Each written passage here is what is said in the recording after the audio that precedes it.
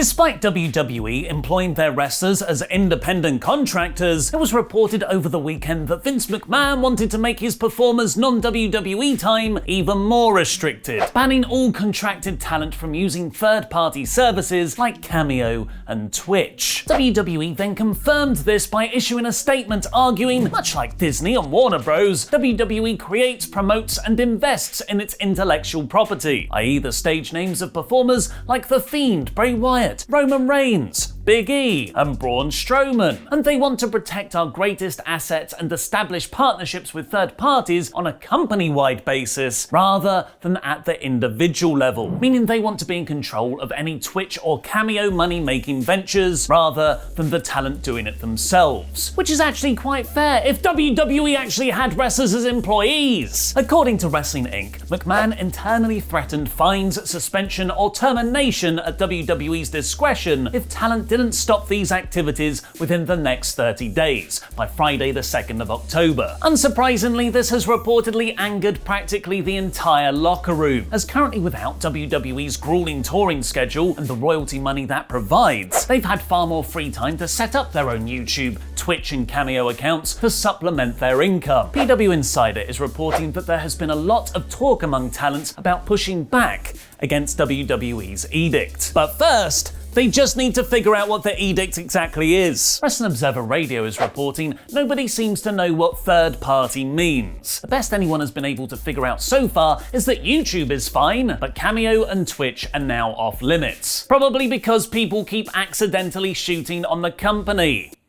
AJ Styles. The incident that appears to be the final straw was Lana promoting a Bang energy drink on her Instagram, although Lana has denied that's the case. It's opened up a rather interesting debate over identity ownership. Lana's Instagram account is actually under her real name, CJ Perry, but WWE have apparently told talent the company owns the rights to their real names too, which has understandably made the roster go, wait, what? Fightful Select, go sign up to them on Patreon, is even reporting, thus far, based on the wrestlers that we've spoken to, none plan on ceasing their Cameo or streaming setups. Two specifically noted that if WWE wants them to, they'll need their contracts renegotiated to compensate the limitations and changes. One of these could be Paige, who has changed her Twitch channel name from Official Page WWE to Soraya Official, saying, "We are not going to get rid of our Twitch, we are here to stay. We are not going anywhere." The ban has received public backlash from the likes of Mick Foley, Kevin Nash, and more online, and Lana's real-life husband and former WWE star Rusev, now going by the name Miro, has shot hard on the company line. During his own Twitch stream, Rusev criticised WWE for another social media policy they have, not tagging people on Twitter who aren't currently under contract. Not tagging me is really low class and an unprofessional thing to do. WWE's social media policy is so stupid because I don't work for them anymore, but I still get checks every quarter for the Rusev merch they continue to sell. You know, I ain't frickin' dead either, so why wouldn't you just tag me? Having recently received similar treatment, Matt Hardy had tweeted a behind-the-scenes explanation before his all-out match. WWE social media folks aren't allowed to mention talent like Rusev because they now only exist in the entire professional wrestling universe as opposed to solely WWE. It's just their policy. I love how AEW acknowledges all of pro wrestling, competition or not. And just like when you hear a girl you fancy is having trouble with her boyfriend, you better believe Tony Khan is going to slide into those DMs. No, I don't want you back, Megan.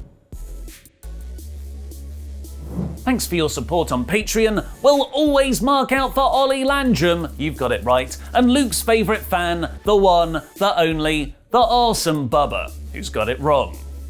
After having text that says, "This message has been approved by All Elite Wrestling when Kip Sabian promoted his Twitch channel on All Out," and FTR joking they're going to get a Nintendo 64 and sign up for Twitch following their tag title win, Khan agreed that big sponsorship deals should go through the company, but he would never stop wrestlers from trying to monetize their Twitch or event appearance money and things of that nature, as that would be pretty hypocritical considering the promotion is kind of founded off the back of the Young Bucks being the elite YouTube show. But for a change, AEW has found themselves being heavily criticized following Saturday's All Out. Matt Hardy took a sickening bump off a raised platform through a table at the pay-per-view, where he was seemingly knocked unconscious when the back of his head thudded against the concrete. Despite him not moving for 45 seconds and the match even being called off, AEW's Dr. Sampson allowed a restart for Hardy to skip to the finish and win. Khan revealed the decision was made because Matt passed their concussion protocol, but he was taken to the hospital afterwards as a precaution, which he updated on Twitter. "It's great news, Matt's okay, we sent him to the hospital as a precaution and he's passed the MRI and CT scans. He doesn't have a concussion and he's being driven home now. Matt will be at Dynamite on Wednesday night to thank you amazing fans for your support." This is somewhat contradicted by Matt's wife Rebby Hardy though, who had tweeted earlier they needed additional imaging done after his CT, he's still in the hospital, 1000% concussion, anyone with eyes could have told you that though. That was posted before Matt was released, adding that she blamed Matt mostly, but implied she was also upset with the promotion's handling. In another timeline, AJ Styles could have been on that same show, as during the Young Bucks appearance on Doc Gallows and Carl Anderson's Talking Shop Patreon podcast, they heavily hinted that the Phenomenal One was considering leaving WWE for AEW. It was revealed several months ago that Gallows and Anderson were meant to debut on the first episode of Dynamite last October, but there was actually supposed to be a third man. After the match, 3 of you, not just the 2 of you, the 3 of you were going to jump the guardrail and we were going to have like a Bullet Club reunion. We were going to throw up the 2 Sweet and then the 3 of you were going to jump us and make us bloody and destroy us and then we were going to be off to the races. But who was the third man? While AJ's name was never said, Matt revealed, "I remember the first guy in this conversation we're talking about right now. He buzzed us and he's like, I just got too good of an offer and I would have never got the offer without your guys' offer, so I just wanted to frickin' say thank you." Everyone then laughed because frickin' is a word Styles uses because he doesn't like to curse. AJ agreed a big money 5-year deal with WWE in March 2019, which fits with that timeline.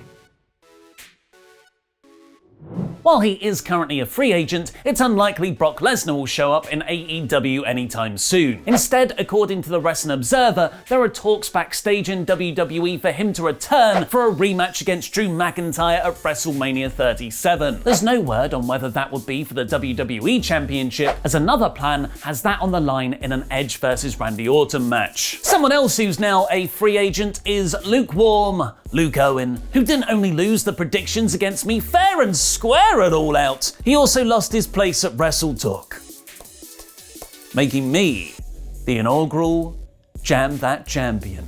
I'm going to introduce my own video package. And you're on fire! Last night's Quizzlemania X7 started a new era. An era without unprincipled people like Luke Owen. It's now the era of Mr. Davis. Hey, guess what, Mr. Davis? Not only have I stolen your channel, I'm now stealing your content and making money off of it. Luke's gone, and trust me, there's no way he's getting in here. Hey guys! All Out 2. It's me versus you in predictions warfare, and the winner becomes the inaugural Jam That Champion. No one will be able to say anything if I had a championship gold around my waist. A championship gold. I'm tied with Luke Owen, 5-5 on the predictions. But I tied, so I get to keep my job. I had a bit of an insurance policy. So, to settle the deadlock, what I'm actually doing as of right now is I'm actually gifting every single one of my Wrestle League points to none other than Mr. Davis. You hear that? I'm the inaugural Jam That Champion. No! That's right. Mr. Davis is your inaugural Jam That Champion here on WrestleTalk. Luke is gone. Chopper Pete is with me. You can't beat the boss.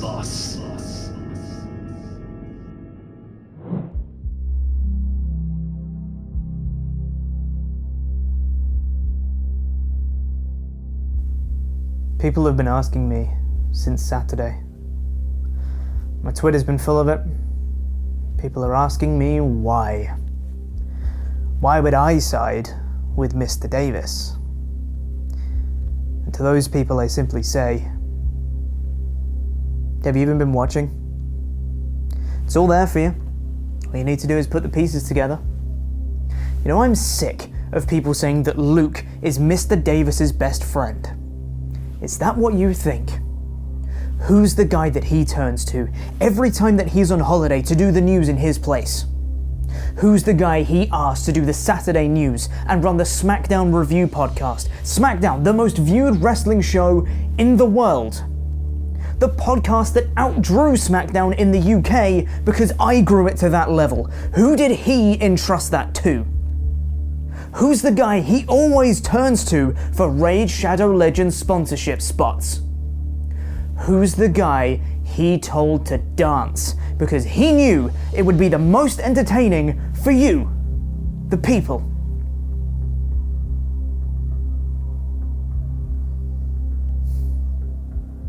And what happened? What happened when Dance Chopper became the most popular thing on the channel? All of you, especially you, Luke. You told me to stand up to him. You told me to stand my ground when my ground didn't need standing. Dance Chopper was the best-selling t-shirt on the channel. I was the most popular guy on WrestleTalk, all because of Mr. Davis. And what did I get instead of Dance Chopper? What did I get? Let me show you. Let me refresh your memory in case you've forgotten. Who's got two thumbs and likes to thumbs up? What the hell is that?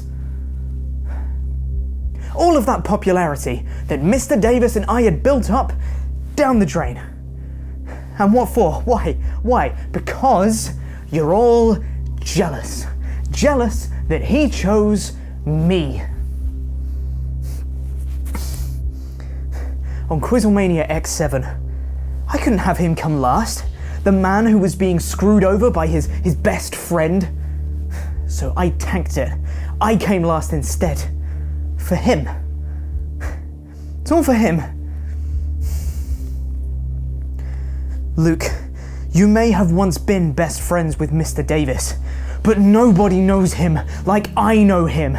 And the absolute level of disrespect you showed him by taking over one of his channels and renaming it Wrestle Luke? Wrestle Luke! How arrogant can you get? How dare you show disrespect to the man that put you on the map, my best friend, Mr. Davis?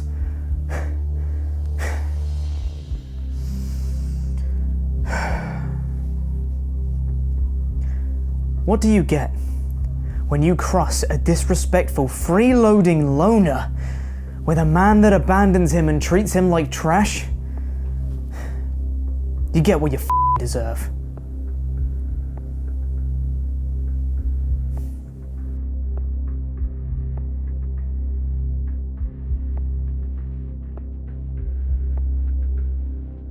If you want to see Luke Owen, you now have to go to Cineworld, where he's reviewing New Mutants. Click the video on the right to watch that, and watch my AEW All Out 2020 review, which was a weird show, by clicking the video beneath that. I've been Mr. Davis.